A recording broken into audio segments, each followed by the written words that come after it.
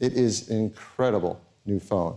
And it has a great new camera system as well. Our new generation sensor that's larger with bigger pixels, optical image stabilization, twice as many focus pixels, fast f1.8 aperture, Apple designed lens.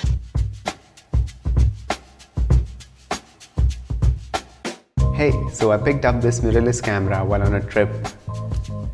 It's the Panasonic G85. Now I had no idea how much better exactly would it be than my iPhone.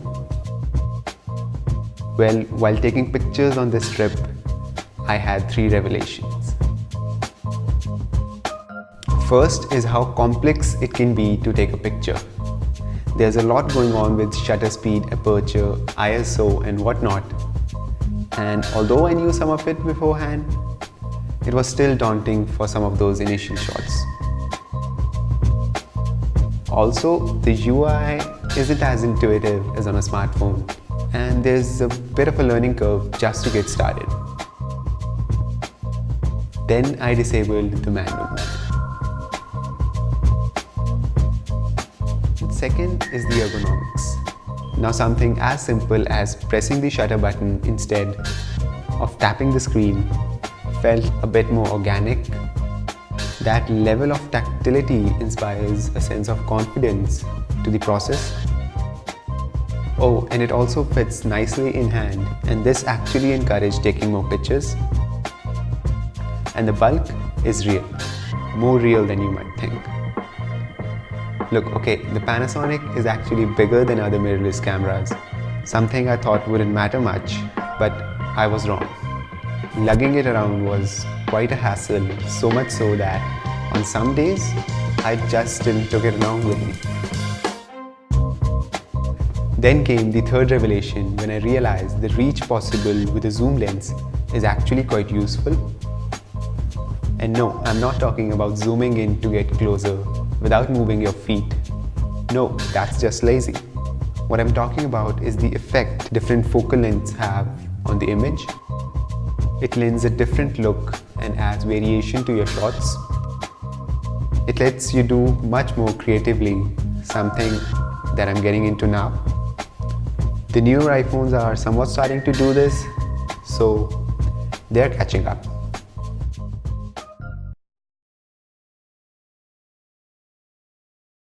And it doesn't stop there.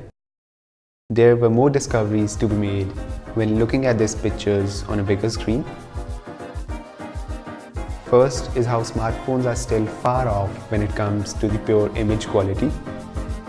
The level of detail captured, the colors, all look much better. Now phones are getting good, but it's not even close enough sometimes. The optics are just not there, or it's down to the sensor size. But putting together all these pictures from the trip together in one place, I could clearly tell which photo was shot on an iPhone or a mirrorless. And if we go to Pixel Town, you can see the iPhone losing its ground. Next up was how an amateur like me could capture decent images in various conditions. This was the first time with a mirrorless camera, and I was pleasantly surprised with some of the shots.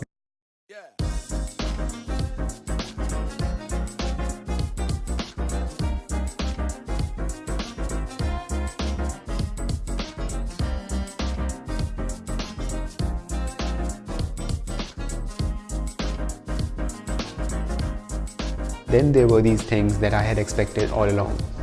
Yes, the low light performance far exceeds the iPhone. With a physically larger sensor to gather light, it is to be expected. And yeah, the control over depth of field is pleasing, so to say. Now look, the portrait mode on iPhone can work sometimes, but nothing beats the real thing. The optics are at play here instead of software, so you can count on getting consistent results. But what the iPhone lacks in optics, it makes up in smarts. Smart HDR, for example, takes the dynamic range a lot further and helps preserve details. Basically, what the iPhone does is smart work, while the mirrorless do the hard work. And it doesn't seem to work in favor of the iPhone. But you do lose some smarts with mirrorless. Simple things like geotagging, for example. Yes, you can do that, but it requires connecting the camera to your smartphone over Bluetooth every time you turn it on. I also really miss live photos that offer a chance to save those shots where you couldn't press the shutter button at the right time. Now switching over to video, it's not as drastic of a difference. In ideal lighting, the footage from iPhone comes on par with mirrorless.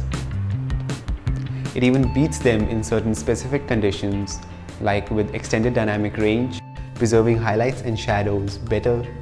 It does slow motion video extremely well, arguably better than most cameras.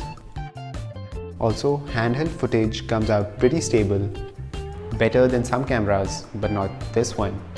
This has the dual image stabilization that works extremely well. And there are other obvious advantages like better low light performance. The iPhone holds up well in bright situations, but it starts falling off quickly.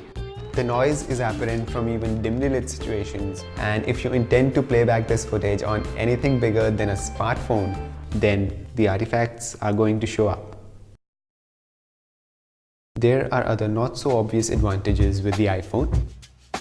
First, it can work in a lot more places where you might not even work with bigger cameras. Now the built-in microphone captures great audio.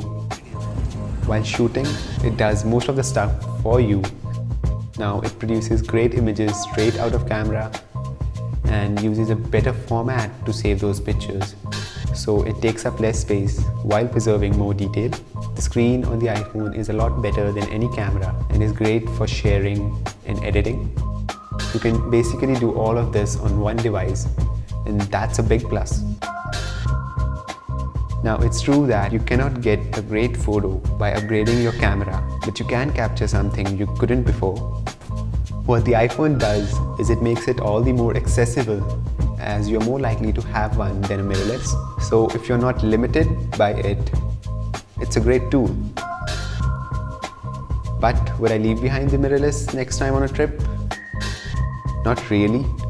Well, that's because I believe the pictures you can get are worthy of the heft. And that may not be true for everyone. If you print your photos, then yeah, it's definitely worth it. But hey, who does that? I bet most wouldn't even look at them on a big screen like a TV or something. Instagram is probably where it'll go, so hey, speaking of which, do follow me there. Get subscribed for more videos.